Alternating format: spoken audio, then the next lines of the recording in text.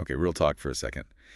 How many of you out there get the cold sweats just thinking about talking about salary? Yeah, no, it can be kind of awkward, right?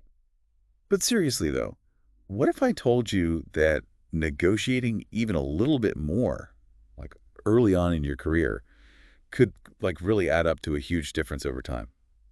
It's true. We're talking potentially like a down payment on a house or even like early retirement kind of money. No joke. That's why in this deep dive, we're going to like totally demystify this whole salary negotiation thing. Yeah, give you the tools and the confidence to ask for what you're worth. Exactly. No more leaving money on the table, people. It's funny because a lot of people, they shy away from negotiating, but hiring managers, they actually expect it.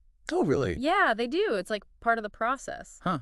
So it's not like, a bad thing to do it? No, not at all. Okay, good to know. It's more like a back and forth Right. to help everyone get on the same page. Okay, so when you don't negotiate, you're basically saying, You're saying, yeah, I'm good with whatever you decide, even if it's less than, what someone else with your skills would get. interesting. I guess it's that fear of like coming across as greedy, right? Yeah, that's a common It one. makes us hesitate. But it's really more about knowing your value. Right. Making sure that you're being paid fairly for the skills that you bring to the table. Exactly. So where do we even begin? What are the things we should do before we even think about like bringing up salary? Preparation. Preparation is key. It's like imagine walking into a big presentation and you haven't even looked at your slides. Ooh, yikes. Yeah, it's not going to go well. Salary negotiation is kind of the same way. There are 3 key steps that you need to take before you even step into the room, metaphorically or, literally. Okay, lay it on me. What's step number one? Research, my friend. Research. Okay, so research what? You got to research market salaries. It's like scoping out the competition, seeing what similar roles, what they're going for in your industry. Okay, got it. Websites like Glassdoor, LinkedIn Salary, those can be super helpful. Yeah, I've used those.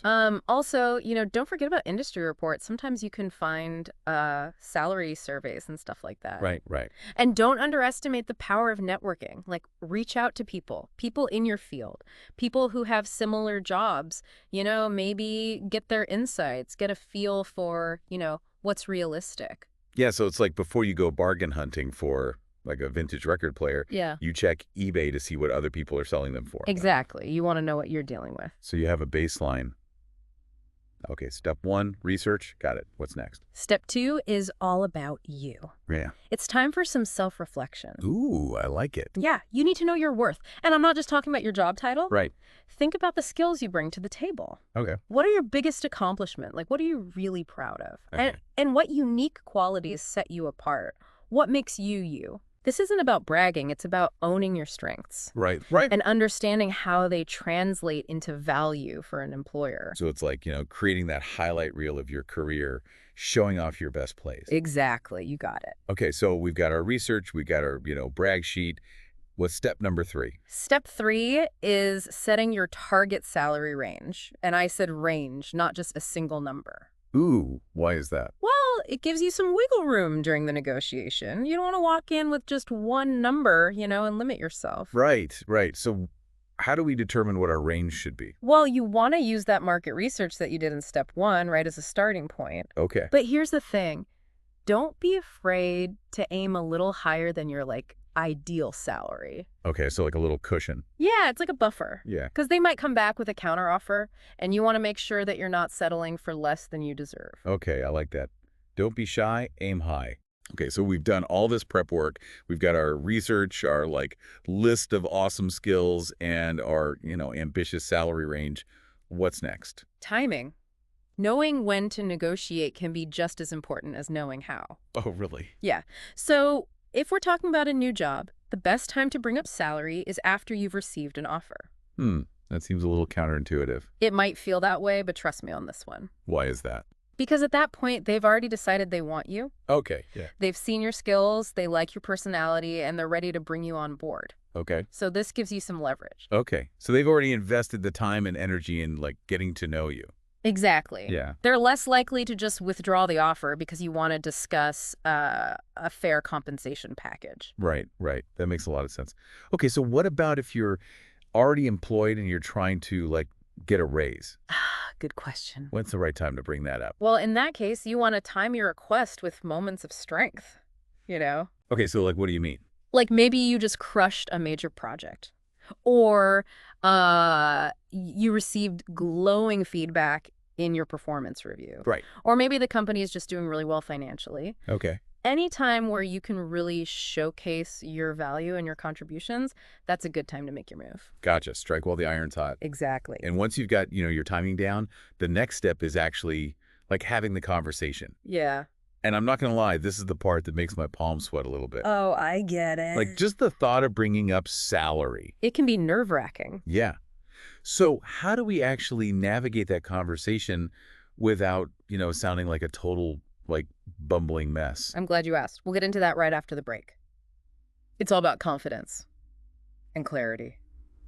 You don't want to ramble or sound unsure of yourself. Yeah, for sure. Having a clear, concise script can be a lifesaver. Okay, like a cheat sheet.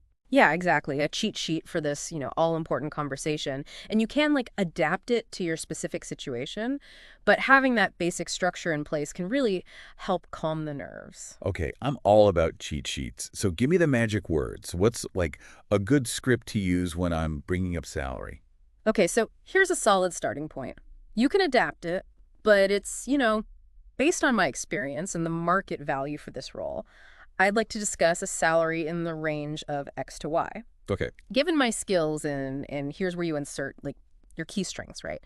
I believe this is a fair reflection of my value to the company. Okay, I like that. It's straightforward, professional. It doesn't sound, too demanding. Exactly. Okay, so beyond just the words themselves, are there any other, like, communication tips to keep in mind? Absolutely. Like body language. Body language speaks volumes. So even if you're dying inside, nervous, Yeah. project confidence. Like it till you make it. Yeah, kind of sit up straight, make eye contact, speak clearly, all that good stuff. It helps you command respect. Mhm. And it makes your request way more compelling. Got it. So confidence is key. Right. What else? Think about framing the conversation as a win-win. You're Mhm. not trying to strong arm them into giving you more money. You're highlighting how your skills and experience benefit the company. Right, And a fair salary just reflects that contribution. right. It's about finding that sweet spot where everyone... Okay, good tip. So we've talked a lot about, like, the salary number itself, but I have a feeling that there's even more to this whole compensation puzzle, right? Oh, you're absolutely right. What about those other perks, benefits, all that stuff beyond the base salary? Yeah, the whole compensation package is negotiable. Yeah. And sometimes even if the salary itself is not flexible, there's still room to, sweeten the deal. Okay, so what are some of those hidden gems we should be looking for in a compensation package? Think of it like a menu of options. There are bonuses, stock options, the possibility of remote work or flexible hours, Right. professional development opportunities, even things like better health benefits or additional vacation time. Right, right. All of those can add up to significant value and even improve your, work-life balance. That's such a good point. I think we get so fixated on that salary number that we forget about all those other things that can actually, like, make a huge difference in, like, our day-to-day happiness. It's about understanding your priorities, Yeah. what truly matters to you. Right. Maybe that extra week of vacation is more valuable than a slightly higher salary. Right. Or maybe having a flexible work schedule is crucial for your well-being. So, don't be afraid to ask for what you need to thrive. Love that. Okay, let's get real for a second. What happens when we, like, hit a roadblock? When the employer pushes back and they say something like, oh, we have a really strict budget, or this is, like, the best we can do. How do we handle those objections gracefully without, like, caving or losing our cool? Objections are a natural part of the negotiation. It doesn't mean you failed. It's just part of the dance. Okay. So stay calm, stay professional. Don't take it personally. Easier said than done sometimes. I know, right? Yeah. But remember all that prep work you did. Yeah. This is where it pays off. So you can say something like, I understand the budget constraints, but given my experience and contributions, is there any flexibility and other benefits? Okay. You're essentially saying, okay, if we can't move on this, what else can we do? Right, right. So it's like a strategic game of chess, but with salaries and benefits instead of pawns and rooks. Exactly, you got it. And speaking of strategy, it's essential to have, a backup plan. Know your walkaway point, that minimum offer you're willing to accept. Okay, so you have that boundary that gives you a little bit more confidence. Exactly. Okay, so let's say we've gone back and forth, we've countered their objections, we've finally reached an agreement that we're happy with. How do we make sure that everything is crystal clear and avoid any misunderstandings down the road? Always get the offer in writing. This protects both you and the employer. Make sure everyone's on the same page. And if you need a little time to think it over, don't hesitate to ask. You can just say, thank you for the offer. I'd like to review the details and get back to you by, and give a specific date. Right. It's so easy to feel pressured to make a decision on the spot, but taking a moment to breathe and consider everything can really save you a lot of stress later. Absolutely. And once you do accept with enthusiasm, a positive attitude sets the tone for a successful working relationship. It shows them that you're excited to be part of the team. Right. It's like you're not just settling. You're actually happy to be there. Exactly. Okay, so we've covered so much ground here. But I feel like there's still more to uncover, like those situations where maybe you feel extra vulnerable during negotiations. Like, what if you're just dying to land a certain job? Or what if you're facing a notoriously tough negotiator? Yeah, those are great points. Those situations definitely require some extra finesse. So let's dive into that next. All right, let's talk about those nail-biting situations. Yeah. Where the negotiation feels extra, I don't know, high stakes. Yeah. So first up, what about when you're just head over heels for a particular job? It's your dream company, perfect role. You'd basically sell a kidney to work there. I've been there. Right. How do you balance that excitement with, the need to negotiate a salary that actually reflects what you're worth? That's a great question. Because it is so easy to let your enthusiasm get the better of you. Yeah. But you got to remember, even dream companies have salary ranges and they're expecting you to negotiate. So your enthusiasm is good. It shows you're genuinely interested, but don't let it make you undervalue yourself. Right. Do your research, know your worth, and go into that negotiation with the same confidence that you would with any other job offer. Yeah, don't let your heart overrule your head. Exactly. Got it. Okay, so what about the flip side? What happens when you're dealing with a notoriously tough negotiator? The kind of person who could make a grizzly bear whimper. Yeah, those can be intimidating for sure. How do you handle that without getting totally intimidated and feeling like you need to back down? Well, first of all, remember, you've done your homework right. You know what you're worth, and you have those boundaries in place. So don't let their demeanor throw you off. If they start, using aggressive tactics or try to pressure you, take a deep breath, stay calm, and just reiterate your points firmly but respectfully. You're not there to engage in a battle of wills. You're there to have a productive conversation about your compensation. So it's like a mental chess match. You got to stay focused on your strategy, not get distracted by their tactics. Exactly. Okay. Is there anything else we can do to prepare for those high pressure situations? Any mental tricks or power poses?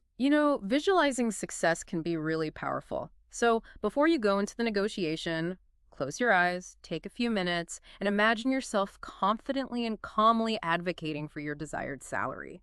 See it going well, ending with an agreement that you're both happy with. It can really help boost your confidence and reduce that anxiety. I like that. So prep work, confidence, a clear strategy, and a little bit of mental rehearsal. Those are all really great takeaways. Any final words of wisdom to leave our listeners with? Just remember that salary negotiation, it's a skill. It gets better with practice. So don't be afraid to ask for what you're worth.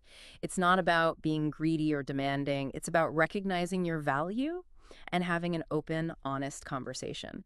And the more you do it, the more comfortable you'll become. This has been such an awesome deep dive. I feel like I have a whole new toolkit of strategies and just a fresh perspective on advocating for myself. It's been great chatting about this with you. It's so important to remember that your worth isn't just about a number on a paycheck. It's about those unique skills and talents that you bring to the table. So to all our listeners out there, don't be afraid to step up to the negotiating table and ask for what you deserve. We'll catch you next time for another deep dive into a topic that matters to you.